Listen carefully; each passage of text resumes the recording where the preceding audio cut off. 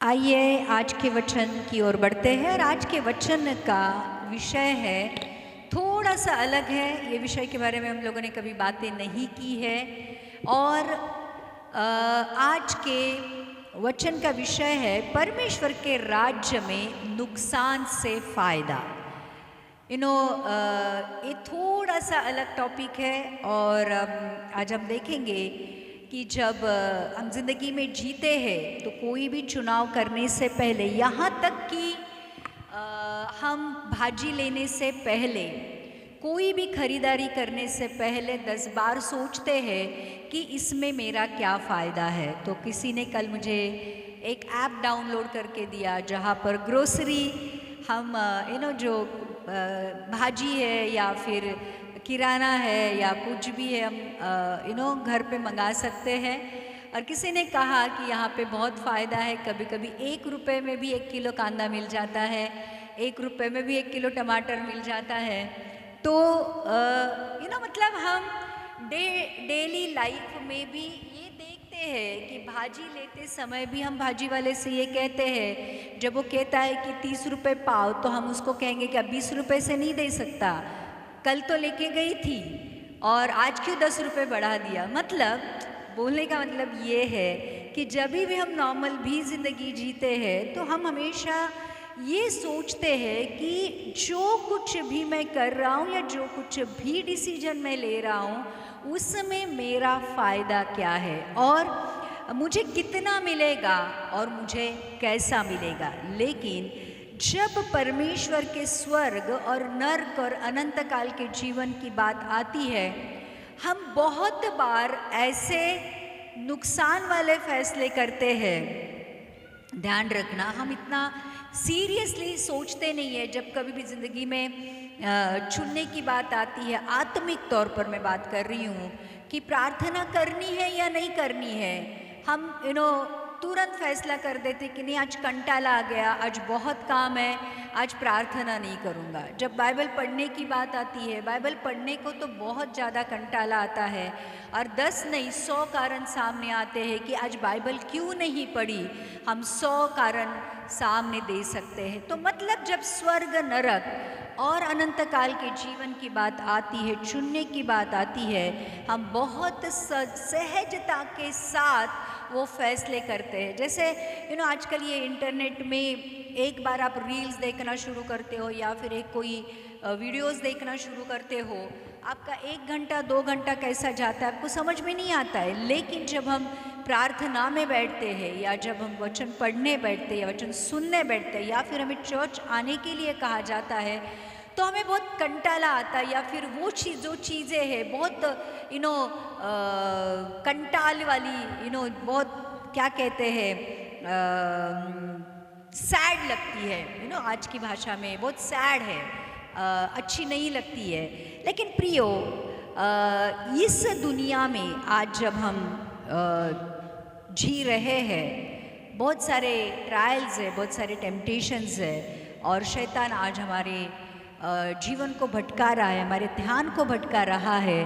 तो आज हम सारी दुनिया को पा सकते हैं, लेकिन उसके बदले हम अपने प्राण का नाश कर सकते हैं। और स्पेशली आज ये वचन उन लोगों के लिए है जो परमेश्वर में सालों से है और जो आज अनंत काल के जीवन के बारे में सोच रहे हैं, जो लोग यीशु मसीह के आने के बारे में सोच रहे हैं, जो लोग परमेश्वर के प्रति बेसिकली सीरियस है, आज उन्हीं के लिए ये वचन है। लेकिन ये वचन एट द सेम टाइम बहुत सारी आशीषें आपके जीवन में देके जाएगा और आपके जीवन के जो प्रश्न है, जहाँ पर आपको काफ़ी बार मुझे आकर लोग पूछते हैं कि पास्टर हम चर्च आते हैं, सीरियसली ये लोग प्रार्थना करते हैं, सीरियसली चर्च के हर एक काम में ये हिस्सा लेते हैं, बहुत प्रामाणिकता से अपने दायित्व को वो डालते हैं। जो कुछ भी चीज़ें as a believer, as a मसीह वो करना चाहिए वो करते हैं,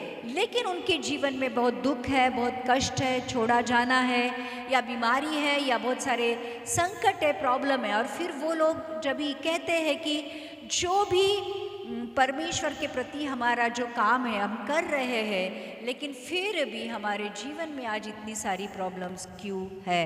तो प्रियो, आज ये भी प्रश्न का उत्तर आपको मिल जाएगा कि काफ़ी बार दुनिया में एक ऐसी कहावत कही जाती है, कुछ पाने के लिए कुछ खोना पड़ता है। तो आज हम देखेंगे कि परमेश्वर का राज्य हमें कुछ पाने के लिए, क्या खोने के लिए कहता है। क्योंकि हम जैसे परमेश्वर का वचन एक जगह कहता है कि आप परमेश्वर और पैसे की परमेश्वर और पैसा दोनों की सेवा एक साथ नहीं कर सकते हो। आप एक से द्वेष करोगे और एक से प्रेम करोगे। तो परमेश्वर आज हमसे कुछ चाहता है, हम उसके लिए करें। मतलब दुनिया में कुछ खोए तो परमेश्वर के राज्य में कुछ पाए। तो आज क्या खोना है और क्या मिलेगा, आज हम इसके बारे में बात करेंगे। और देखो, दुनिया में जो कुछ भी मिलेगा वो टेम्पररी है। दुनिया वाली चीज़ें यहीं पे छोड़ के जानी है, या फिर कह सकते दुनिया वाली चीज़ें नष्ट होने वाली है। लेकिन आज जो परमेश्वर हमें देने वाला है वो परमानेंट है, वो अविनाशी है, सदा हमारे साथ बने रहने वाला है। तो आज हम कुछ बातों के बारे में बात करेंगे कि परमेश्वर हमें क्या छोड़ने के लिए कहता है ताकि हम कुछ पाए। तो पहली बात है, जगिक धन के नुकसान से आत्मिक फ़ायदा होता है। अगर जग में हम धनवान नहीं हैं, बहुत बड़े नामचीन नहीं हैं, बहुत बड़ी प्रॉपर्टी नहीं है, लेकिन ध्यान रखना, अगर वो धन हमने परमेश्वर के लिए खोया है तो परमेश्वर हमारे लिए एक बहुत बड़ा आत्मिक फ़ायदा करके देता है। और आइए देखते हैं, मत्ती की किताब का पहला वचन लेते हैं, 19वां अध्याय का। अगर हम 21वां वचन पढ़ेंगे, थोड़ा सा आज का वचन सीरियसली लेना है और आपको बहुत सारे प्रश्न के उत्तर भी मिल जाएंगे कि आज हमारे जीवन में इतनी सारी तकलीफ़ें क्यों है। यीशु ने उससे कहा, यदि तू सिद्ध होना चाहता है तो जा, अपना माल बेचकर कंगालों को दे और तुझे स्वर्ग में धन मिलेगा, और आकर मेरे पीछे हो ले। एक धनी युवक है, इस दुनिया का एक बहुत बड़ा अमीर आदमी है और युवक है बेसिकली, जिसको अनंत काल का जीवन पाना है, जिसको यीशु मसीह के साथ अनंत काल तक रहना है। और वो यीशु मसीह के पास आकर कहता है कि मैं कौन सा ऐसा काम करूं जिससे मैं अनंत जीवन को पाऊं। और फिर यीशु मसीह उसको कहता है कि परमेश्वर ने दी हुई आज्ञाओं को मान। और वो कहता है, मैं लड़कपन से, मतलब मैं छोटा बच्चा था जब से प्रभु तेरी सारी आज्ञाओं को मैं मानते आया हूँ। तो फिर परमेश्वर कहता है यीशु मसीह कि तुझ में एक बात की कमी है, और वो कमी ये है कि आज तू जाकर अपने सारे धन संपत्ति को बेच दे और वो धन संपत्ति कंगालों में बांट और मेरे पीछे हो ले। तो परमेश्वर, भले हम सारी चीज़ें हमारी ज़िंदगी में कर रहे हैं, लेकिन परमेश्वर को पता है कि हमारा धन कहाँ है, जहाँ पर हमारा मन लगा हुआ है। ध्यान रखना, अब्राहम को जब 100वें साल में बच्चा हुआ था और परमेश्वर को पता था कि अब्राहम अपने वो बेटे से जो उसके बुढ़ापे में हुआ है, जो वादा किया हुआ पुत्र है, उसे बेहद प्यार करता है। और एक दिन अब्राहम के पास परमेश्वर आकर कहता है, तेरा इकलौता पुत्र जिससे तू बेहद प्यार करता है, उसको लेकर मोरिया पर्वत पर जा और वहां पर जाकर उसको मेरे लिए बलिदान कर।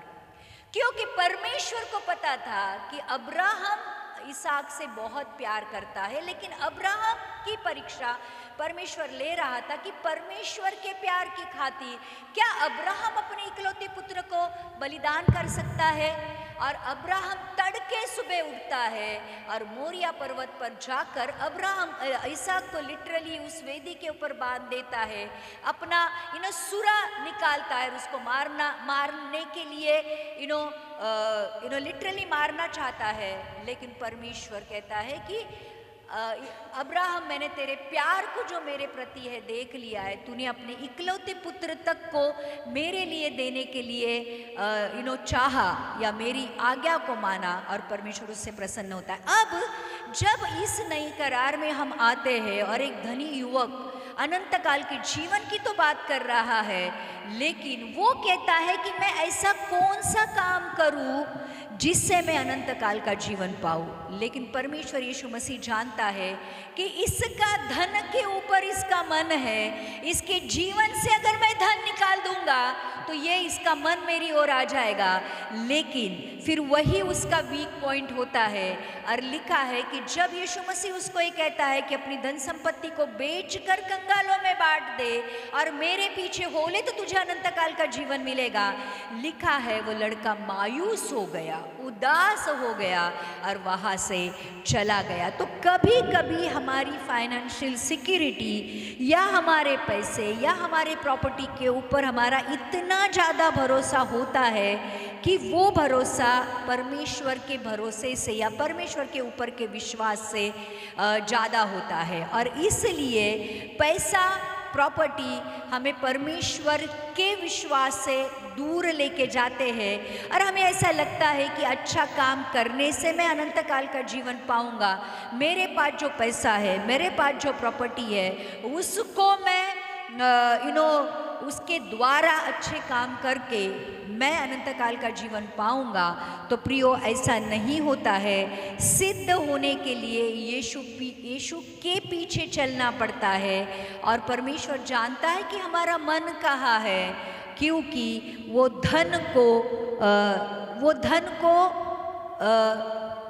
जहाँ पर हमारा मन है वो धन को बेचकर परमेश्वर की ओर अपने मन को लगाना है तो फिर हम अनंत काल का जीवन पाएंगे। इसलिए प्रियो, जब आप मसीह के पास आते हो, यीशु मसीह के पास आते हो, आपको ऐसा लगता है कि मेरी अच्छी नौकरी छूट गई, मेरी फैमिली छूट गई, मेरा पैसा निकल गया, मेरे अच्छे रिश्ते टूट गए, मैं अकेला होते जा रहा हूँ। और फिर ये बातें हमें समझ में नहीं आती और काफ़ी सारे लोग आकर पूछते हैं कि पास्टर ऐसा क्यों हो रहा है, जो चीज़ें मेरी ज़िंदगी में अच्छे से चल रही थी वो एक एक करके निकल रही है। परमेश्वर आपको, आप जिससे बेहद प्यार करते हो, आप परमेश्वर से ऊपर जिन चीज़ों को रखते हो, जिनके लिए हम परमेश्वर को छोड़ सकते, ऐसे परमेश्वर को लगता है फिर ऐसी चीज़ों को परमेश्वर हमारी ज़िंदगी से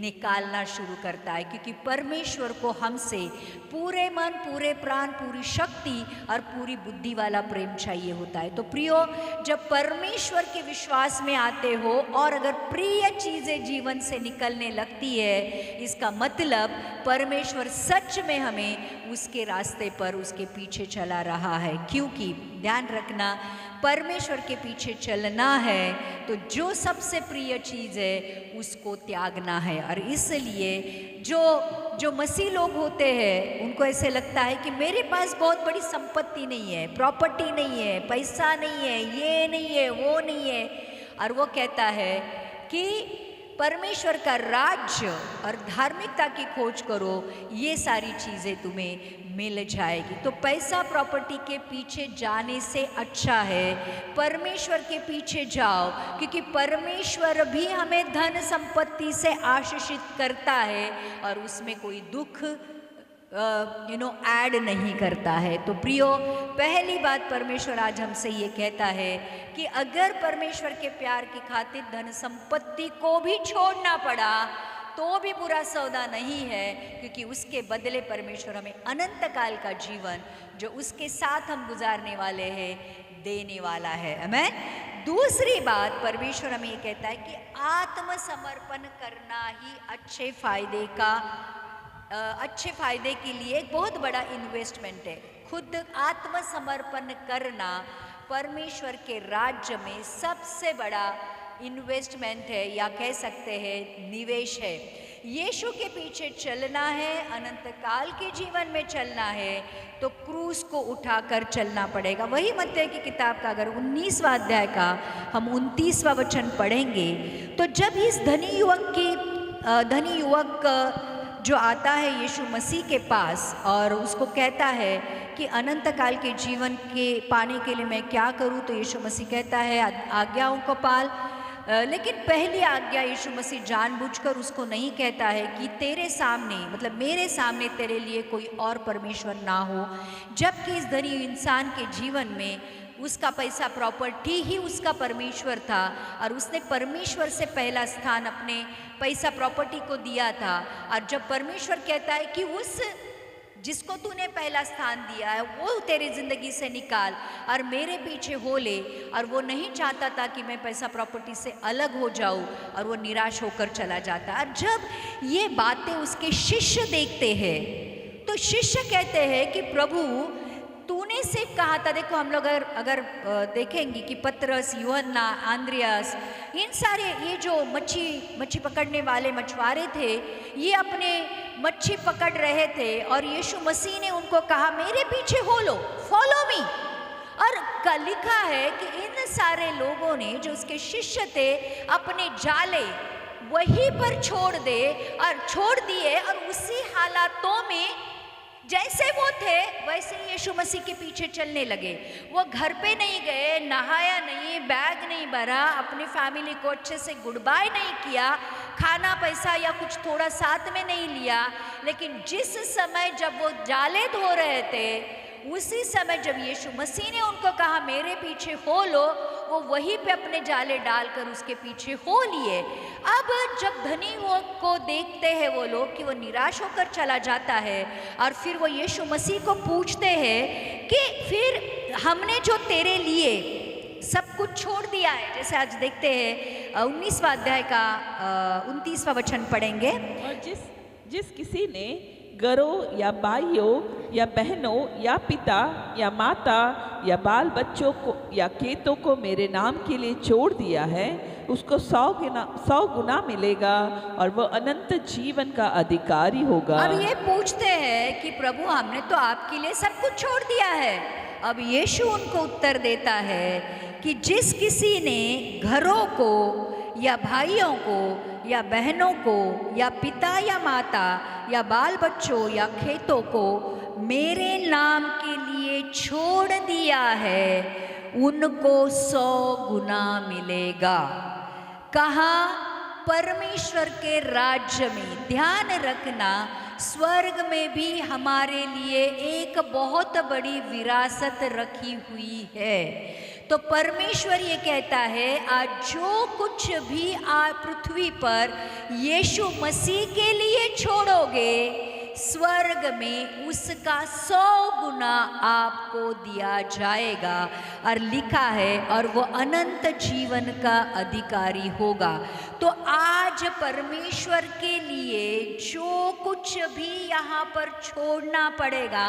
देखो जब भी आप कोई घर लेते हो बराबर, और आपके पास पैसे नहीं होते हैं, आप किसी बैंक से लोन लेते हो और आपको पता होता है कि अगर मैंने 10 लाख का लोन लिया है तो मुझे जो इंस्टॉलमेंट है वो कम से कम 20 लाख तक भरने पड़ेंगे। मतलब 10 लाख मैंने लोन लिया है तो ऊपर से 5 से 10 लाख का मुझे इंटरेस्ट भरना पड़ेगा, और फिर वो हफ्ते भरने के लिए, वो इंस्टॉलमेंट भरने के लिए हम दिन रात मेहनत करते हैं, क्योंकि हमें पता होता है कि वो दिन रात की मेहनत हमें हमारे घर को मिलने के लिए हम कर रहे हैं। मतलब यहाँ पर घर बांधने के लिए, यहाँ पर गाड़ी लेने के लिए, यहाँ पर कुछ खरीदने के लिए हम इतना बड़ा मेहनत कर सकते हैं, या फिर कह सकते इतना बड़ा ब्याज दे सकते हैं।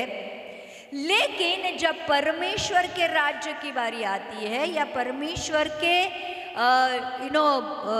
अनंत काल के जीवन का जब सवाल आता है, प्रियो, हम हमेशा देखते हैं कि मैंने परमेश्वर के लिए इतना कुछ किया, इतना कुछ छोड़ा। हमारे पास हमेशा एक कह सकते हैं एक लिस्ट होती है।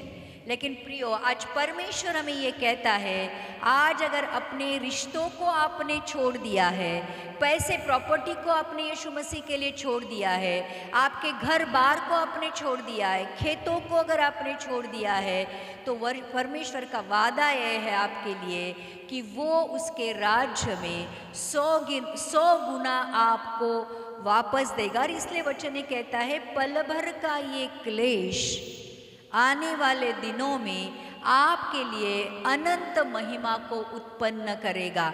देखो, मुझे ऐसा लगता है कि जब हम स्वर्ग में जाएंगे तो स्वर्ग में सबसे धनी इंसान वो रहेगा जो सबसे ज्यादा कंगाल इस दुनिया में हुआ होगा।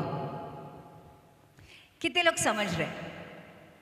बराबर, जिसने अपना सब कुछ छोड़ा होगा वही इस परमेश्वर के राज्य में सबसे बड़ा धनी इंसान हुआ होगा, मतलब हो जाएगा। और वहाँ उसके धन को देखकर हम जानेंगे कि अरे पृथ्वी पर इसने बहुत कुछ छोड़ा है।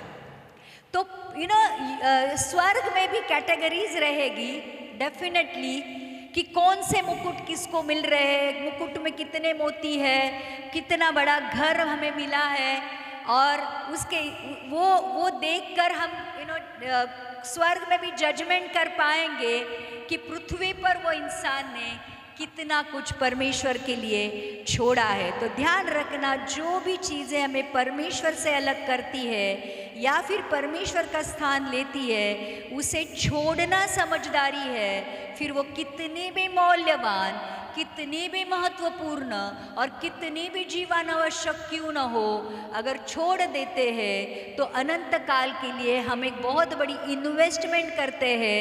क्योंकि अगर आपको इन्वेस्टमेंट की भाषा समझ में आती है तो पृथ्वी पर के जीवन पर इन्वेस्टमेंट मत करो, परंतु स्वर्गीय राज्य के लिए इन्वेस्टमेंट करो। क्योंकि आज एक टेम्पररी जीवन को देखकर अगर हम जीते हैं या अनंत काल की जीवन की तरफ देखकर, ये देखना बहुत महत्वपूर्ण है। घर, रिश्तेदार, खेत, पैसा, प्रॉपर्टी, नाम या फिर चीज़ें स्वर्ग के राज्य में, ये चीज़ें हमें स्वर्ग के राज्य में पहुंचाएगी या फिर स्वर्ग के राज्य से दूर करेगी, ये भी ध्यान रखना बहुत ज़रूरी है। जब हमें बहुत बड़ी नौकरी लगती है, बहुत बड़ा पैकेज मिलता है, तो हम ये कहकर संडे को चर्च आना बंद करते हैं क्योंकि कंपनी मुझे संडे को छुट्टी नहीं देती है।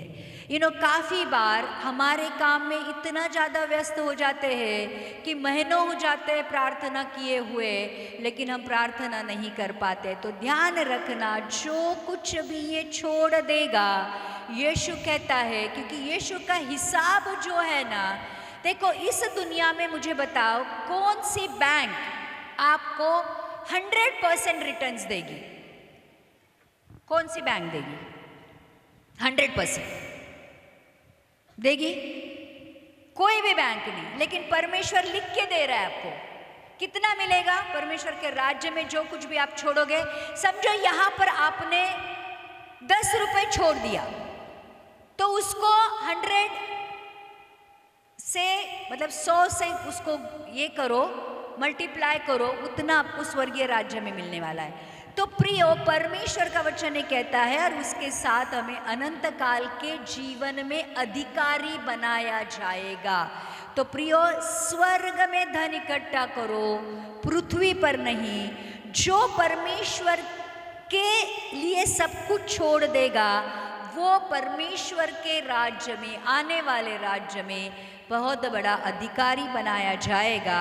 तो आपने जो कुछ भी परमेश्वर के लिए छोड़ा है, वो वेस्ट नहीं हुआ है, वो इन्वेस्ट हुआ है। कितने लोग समझ रहे हैं? आज आप बैठकर जो वचन सुन रहे हो, घर में टाइम पास करने से या फिर मोबाइल पे टाइम वेस्ट करने से, आज जो समय आपने परमेश्वर को दिया है, वो समय परमेश्वर ने आपके जीवन की किताब में लिखा है कि ये बच्चे ने मेरे खातिर, वचन सुनने की खातिर आज अपना महत्वपूर्ण टाइम निकाल कर आज वो बैठकर मेरे साथ बैठकर वचन सुन रहा है। ये जो वाटा है, इसलिए तो वो मरियम को कह रहा था कि तूने जो चुना है मेरे चरणों के पास बैठकर वचन को सुनना, ये जो वाटा है तुझसे कभी नहीं लिया जाएगा। तो प्रियो, जो कुछ भी परमेश्वर के लिए छोड़ोगे, वो आपके लिए 100 गुना परमेश्वर आपको वापस देगा और अनंत काल के जीवन में आपको वो अधिकारी बनाएगा। देखो, आज अगर एक स्पिरिचुअल आयरनी ये है, या आत्मिक विडंबना, या कह सकते हैं विरोधाभास ये है। मरकुस की किताब का अगर 8वां अध्याय का 35वां वचन पढ़ेंगे, मार्क 8:35 में लिखा है,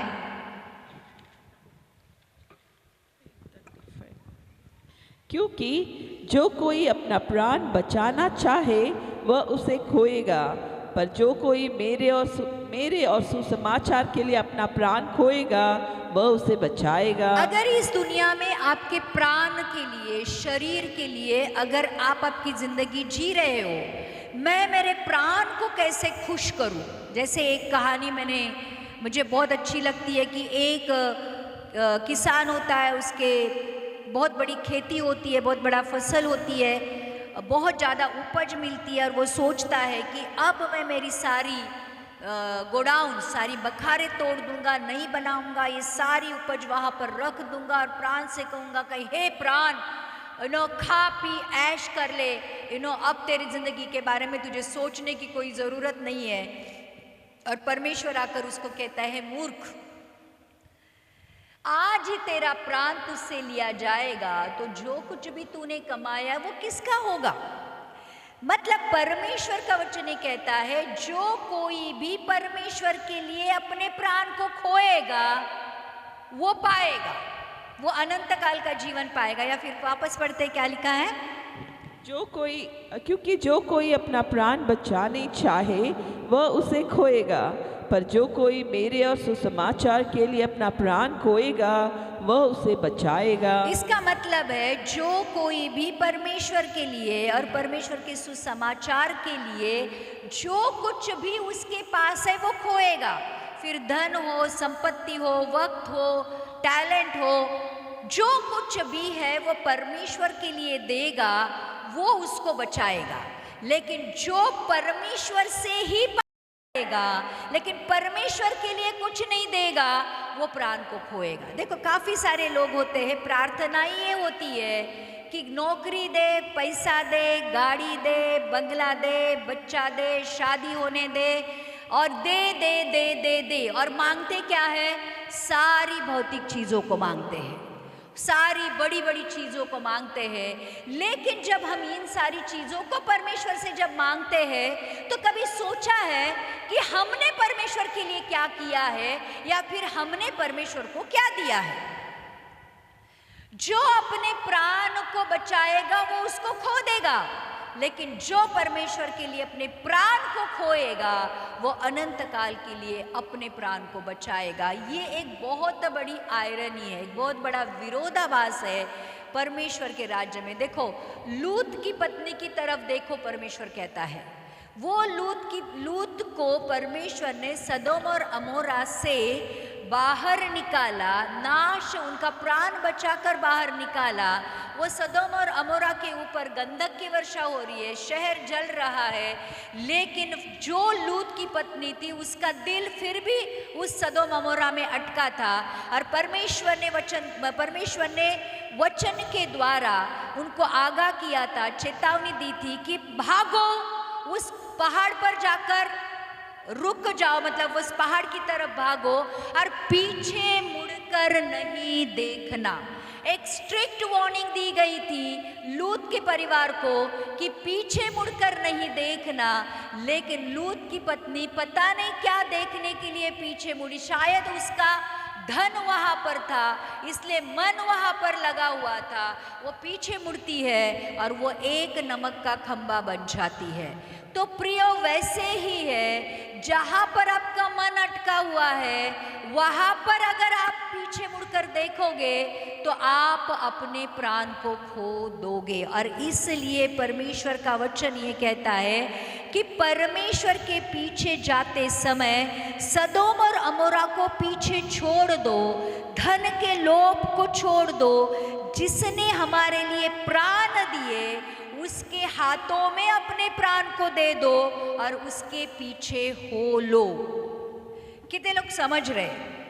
आज अगर हम ये यीशु मसीह का भी इस्तेमाल अपने जीवन को अच्छा करने में, पैसा, प्रॉपर्टी, नाम कमाने में, अपने जीवन को कंफर्ट में रखते हुए जीने में अगर आप लगा देते हो, देखो अल्टीमेटली लोगों का उद्देश्य जीवन का ये है कि मुझे सेटल होना है, मुझे एक कंफर्टेबल लाइफ चाहिए, लेकिन परमेश्वर के राज्य में कभी भी कंफर्टेबल लाइफ नहीं होती है। इनफैक्ट जैसे ही आप कंफर्टेबल जीने लगते हो, आपको पता है जो जो ये जो उकाब करके पक्षी होता है, अपने बच्चों को उड़ने के लिए सिखाने के लिए, ये बच्चे जब छोटे होते हैं ये जाकर जो घोंसला होता है उसको हिलाता है। लिटरली वो घोंसले को इस तरह से हिलाता है कि बच्चे वहाँ पे रहना उनको मुश्किल हो जाता है और वो अपने आप उस घोंसले से बाहर आकर उड़ने लगते हैं। जब जिंदगी अनकंफर्टेबल होती है तब ध्यान रखना, हम परमेश्वर को बहुत ज़्यादा गहराई के साथ पास पाते हैं, नज़दीक पाते हैं और ज़्यादा उसके ऊपर भरोसा रखना शुरू करते हैं। देखो, अगर आपके पास आज पैसा, प्रॉपर्टी, नाम वाम, अच्छी सेहत, सब कुछ है, आप है ना उतना ज़्यादा गहराई के साथ परमेश्वर के साथ कनेक्ट नहीं हो पाओगे जितना गहराई के साथ जब आपको छोड़ देंगे, पैसा नहीं रहेगा, प्रॉपर्टी नहीं रहेगी, दिल टूटा रहेगा, तो दिल की गहराई से आप परमेश्वर को पुकारोगे। लेकिन सब कुछ आनंद ही आनंद है तो आप सिर्फ होठों से परमेश्वर को पुकारोगे, लेकिन दिल आपका आपके पैसा, प्रॉपर्टी, अपने रिश्तेदारी में रहेगा। और इसलिए परमेश्वर कभी भी उसके बच्चों को कंफर्टेबल लाइफ नहीं देता है। जैसे ही मैं कहने लगती हूँ मैं सेटल हो गई, परमेश्वर चीजों को निकालना शुरू करता है। परमेश्वर अनकंफर्टेबल कर देता है ताकि और गहराई के साथ हम परमेश्वर के साथ जुड़े। चौथी बात, परमेश्वर हमें ये सिखाता है कि परमेश्वर का राज्य नम्र लोगों के लिए है और नम्रता उच्च स्थानी जाने के लिए हमें मदद करती है। जो भी लोग आज खुद में बहुत खुद को बहुत ज़्यादा क्या कहते हैं, तीर क्या बोलते हैं उसको, क्या 30 मार्क कहलाते हैं या बहुत घमंडी होते हैं, परमेश्वर उनकी ओर देखता नहीं है। क्योंकि मरकुस की किताब का 9वां अध्याय का 35वां वचन भी ये कहता है, यीशु मसीह जो राजाओं का राजा, प्रभुओं का प्रभु, स्वर्ग में रहने वाला, परमेश्वर का बेटा, क्या करने आया था?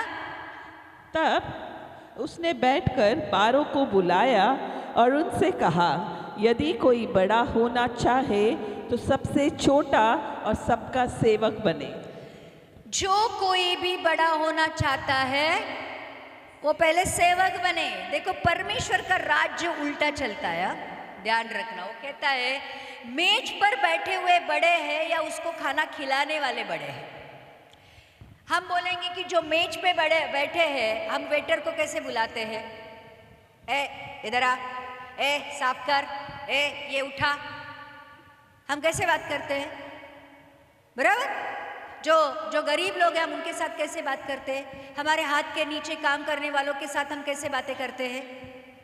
प्रियो, ये आपका स्वभाव दिखाता है कि आप कहाँ हो परमेश्वर में।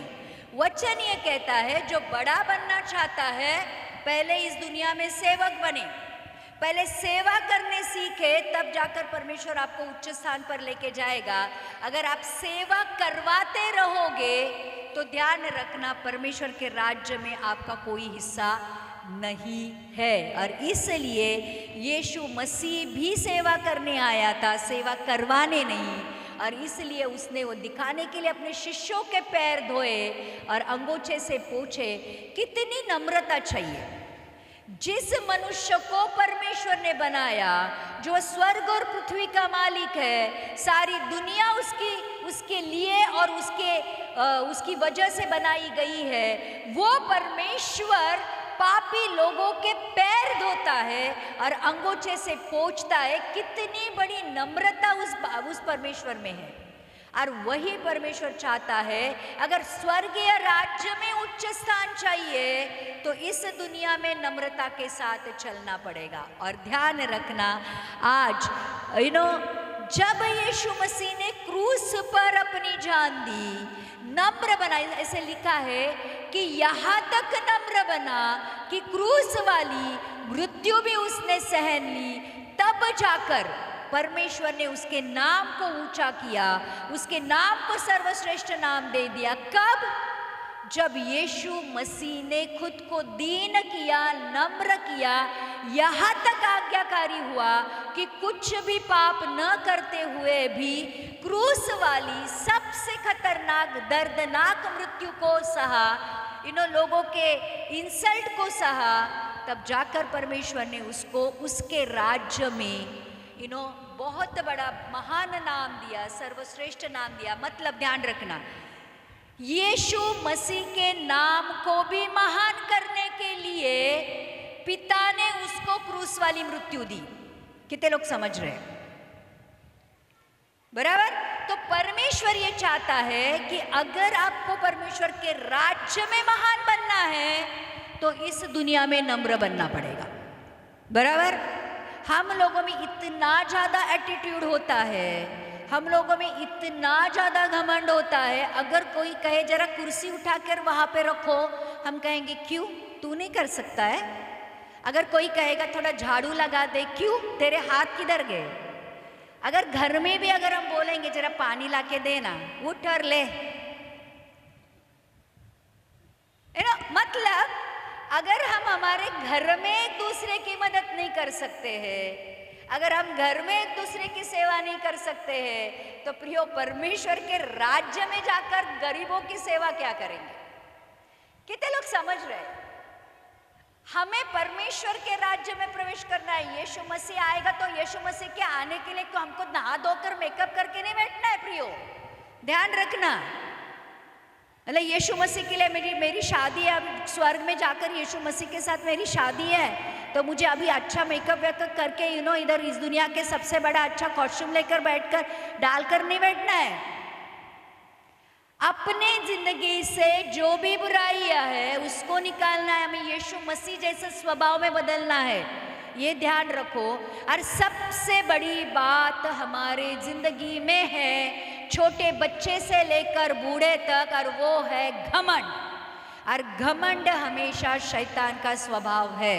शैतान इसलिए गिराया गया स्वर्ग से कि वो उसमें बहुत ज़्यादा घमंड आ गया था। आज भी शैतान में इतना घमंड है कि परमेश्वर होने के बावजूद भी उसके सामने नहीं झुकता है।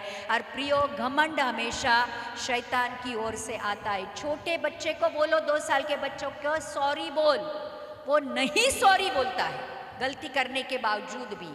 तो ये जो इनबिल्ट हमारे अंदर घमंड है ना, परमेश्वर जब आता है जिंदगी में तो निकलना चाहिए और हमें नम्र बनना चाहिए, क्योंकि नम्र लोग परमेश्वर के, देखो मत्ती की किताब का 6वां अध्याय का क्या कहता है, नम्र लोग क्या होंगे, कहाँ के अधिकारी होंगे, स्वर्ग के राज्य के अधिकारी होंगे। और दीन पृथ्वी के, दीन और नम्रता जिनमें है उनके लिए 2 बहुत बड़ी आशीष है। नम्र है वो, धन्य है वे जो मन के दीन है, क्योंकि स्वर्ग का राज्य उन्हीं का है। धन्य है वे जो नम्र है, क्योंकि वह पृथ्वी के अधिकारी होंगे। सो दीन स्वर्ग के राज्य के अधिकारी होंगे और नम्र पृथ्वी के राज्य के अधिकारी होंगे। तो प्रियो, समझदारी इसमें है कि नम्र बनो और अधिकारी बनो। बराबर? देखो, कहीं भी फर्म में जाते हैं ना हम लोग, किसी भी ऑफिस में जाएंगे तो जो चपरासी होता है ना, प्यून होता है, वो सबसे ज़्यादा घमंडी होता है। और जैसे जैसे आगे जाएंगे, जो अधिकारी होता है वो बहुत नम्र होता है। वो अधिकारी आपको बिठाएगा, चेयर देगा, आपको चाय वाय पिलाएगा, पानी पिलाएगा, लेकिन जो प्यून होता है वो आपको अंदर ही नहीं छोड़ेगा। तो आप समझ रहे हैं, इसलिए प्यून है और अधिकारी है। आज परमेश्वर के राज्य में भी वही है कि जो नम्र है, परमेश्वर का वचन कहता है वो पृथ्वी का अधिकारी बनेगा, दीन है वो स्वर्ग का अधिकारी बनेगा। और आखिरी बात, मृत्यु से जीवन मिलता है। ये भी बहुत बड़ा विरोधाभास ये है। यूहन्ना की किताब का 12वां अध्याय का अगर 24वां वचन पढ़ेंगे, आखिरी वचन लेते हैं, यूहन्ना 12:24 में लिखा है, जॉन 12:24 में लिखा है, मैं तुमसे सच सच कहता हूँ कि जब तक गेहूं का दाना भूमि पर पड़कर मर नहीं जाता वो अकेला रहता है, परंतु जब मर जाता है तो बहुत फल लाता है।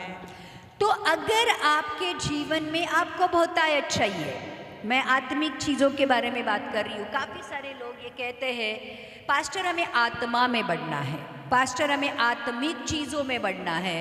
तो अगर आत्मिक चीज़ों में बढ़ना है तो प्रियो सबसे बड़ा काम आपको ये करना है, आपको मरना है। मतलब ऐसे गोली मारकर नहीं मरना है, अपने सारे इच्छाओं के लिए, आकांक्षाओं के लिए, आपके लिए बेसिकली आपके लिए मरना है। क्योंकि गेहूं का दाना अगर कहेगा मैं नहीं मरूंगा, वो वैसे ही सड़ेगा या उसमें कीड़ लग जाएगी। लेकिन जो दाना खुद से मरने के लिए तैयार होगा, जब उसको ज़मीन में बोया जाएगा, जब उस ज़मीन की जो अंदर की जो गर्मी है, कीड़े मकोड़े हैं, अंधेरा है, कीचड़ है, गंदगी है, उसको सहकर वो जब मर जाएगा तो उसमें से एक जीवन निकलेगा। मरने के बाद हमेशा जीवन निकलता है। और इसलिए जब तक मरोगे नहीं तब तक नए जीवन की अपेक्षा भी नहीं करना, क्योंकि परमेश्वर का वचन कहता है तुम नई उत्पत्ति हो। जब तक पुरानी बातें बीत नहीं जाती है, जब तक पुरानी बातों के लिए आप नहीं मरते हो, तब तक आप नई उत्पत्ति नहीं बन सकते हो।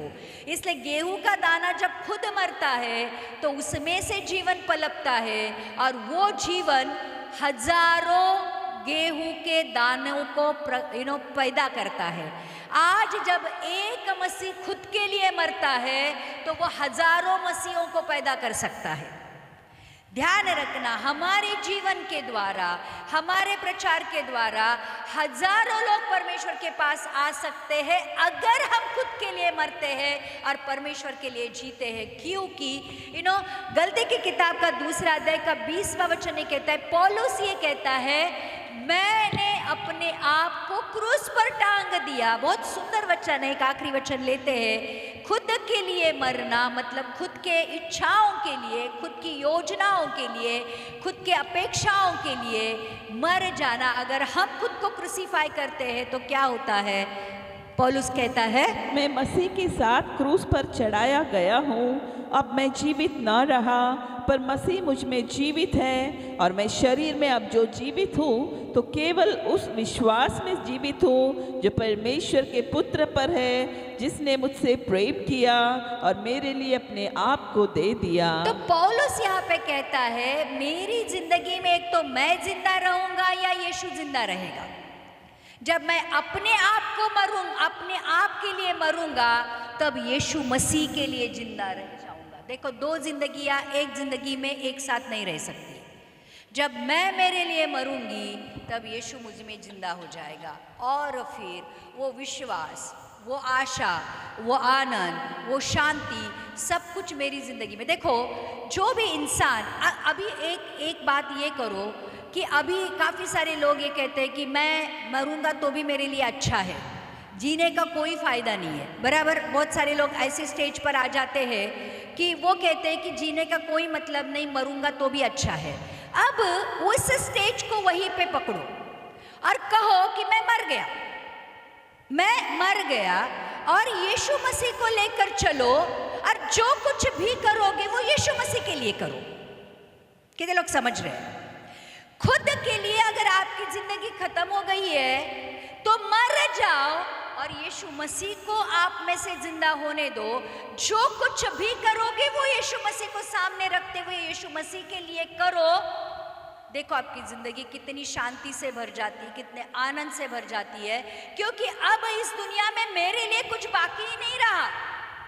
जो मुझ में बाकी है वो सिर्फ यीशु मसीह है, और यीशु मसीह के लिए है।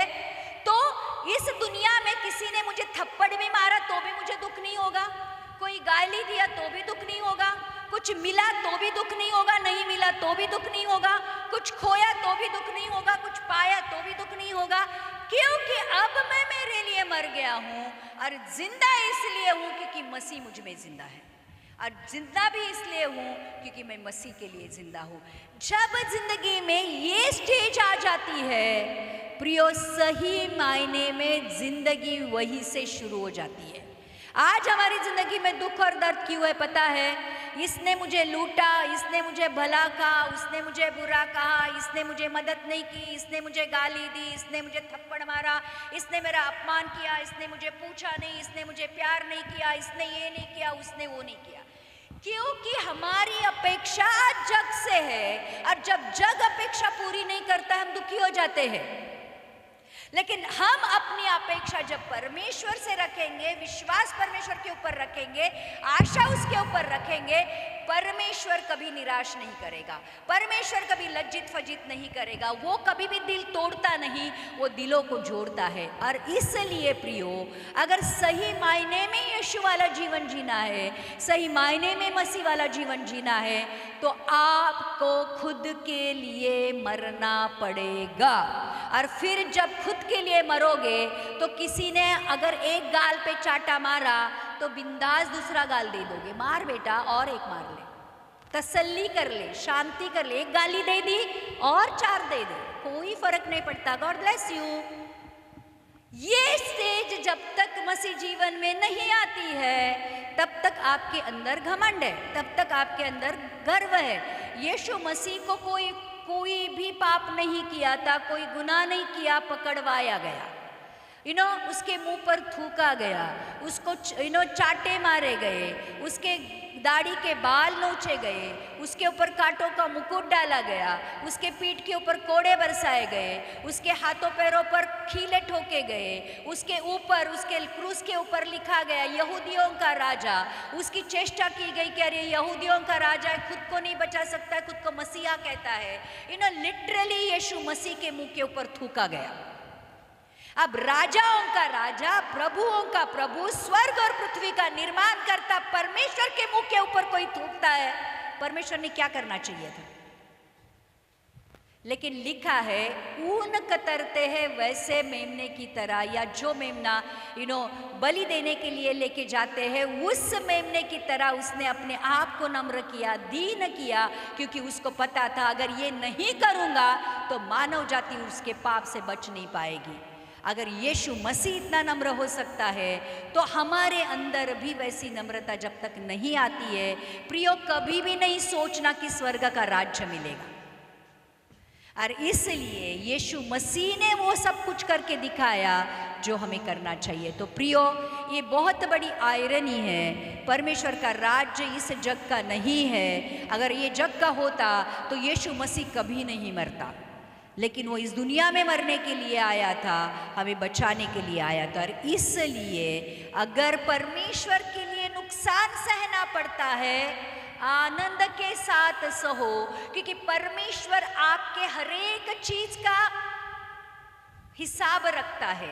और इसलिए जब आप न्याय के सिंहासन के सामने खड़े रहोगे, सफेद सिंहासन के सामने खड़े रहोगे, तो ये नहीं देखेगा कितना टाइपिंग किया है, ये नहीं देखेगा कितनी प्रार्थना की है, ये नहीं देखेगा कितनी बाइबल पढ़ी है, लेकिन उस बाइबल के अनुसार तो कितना चला है, कितने गरीब लोगों की तूने मदद की है, कितने बीमार लोगों को तूने सेवा की है, कितने नंगे लोगों को तूने कपड़े दिए हैं, कितने भूखे प्यासे लोगों को तूने खिलाया पिलाया है, कितने लोगों को तूने सच में सहायता कर कर उनको उबारा है। ये सारी चीजें परमेश्वर देखेगा, ना कि तूने कितना प्रचार किया है, ना कि तूने कितने वचन पढ़े हैं। प्रियो, सच में आज हमें जागने का वक्त आ गया है। परमेश्वर आज हमारे जीवन से क्या चाहता है, ये सिर्फ सुनना नहीं है, उसके ऊपर गौर करने का वक्त आ गया है। और सच में जो कुछ भी आप परमेश्वर और उसके राज्य के लिए करोगे,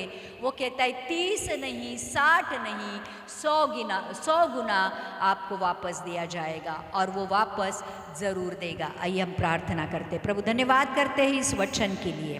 प्रभु, सच में एक महान वचन को तूने हमारे लिए दिया है परमेश्वर। प्रभु यीशु, आज अभी इसी वक्त अपने आप को प्रभु हम आपके हाथों में सौंप देते हैं। जितने भी पाप हमने किए हैं, स्पेशली जो घमंड हमने रखा है, उसके लिए प्रभु हम आपकी क्षमा मांगते हैं। पश्चाताप करते प्रभु हमें क्षमा करो, हमें माफ़ करो और प्रभु आप वाला स्वभाव हमारे अंदर डाल दो। वही सेवा करने का स्वभाव, एक दूसरे को माफ़ करने का स्वभाव, एक दूसरे को समझने का स्वभाव, एक दूसरे की सहायता करने का स्वभाव, परमेश्वर एक दूसरे से प्यार करने का स्वभाव हमारे अंदर रहने दो। और प्रभु आज जिस काम के लिए आपने हमें चुना है वो काम हमारी ज़िंदगी से होने दो, यीशु के नाम से, आमेन आमेन।